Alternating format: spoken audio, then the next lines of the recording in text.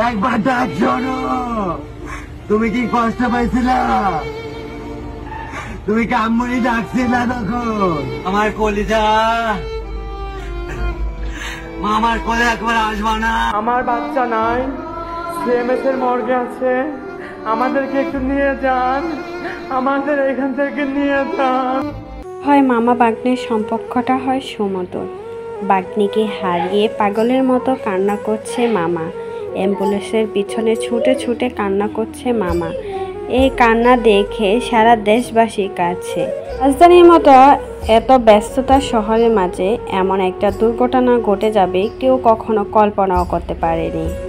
কাল দুপুর 1:30টায় হঠাৎই দমকা হাওয়ার মতো একটি প্রশিক্ষণ বিমান আছড়ে পড়ে। মুহূর্তের মাঝে সব কিছু তছনছ হয়ে গেল।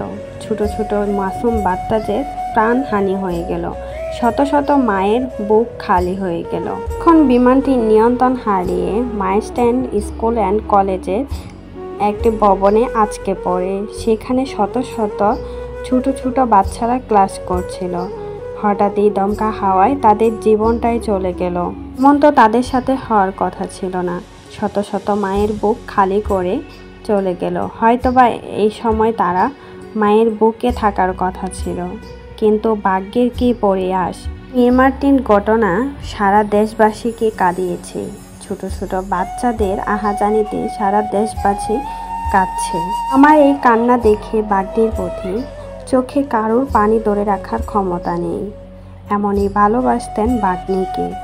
শুধু কেঁদে কেঁদে বলছে ও একদম নিষ্পাপ, ও খুব ভালো ছিল। আরও বলছিল, মা তুমি কি কষ্ট পাচ্ছ?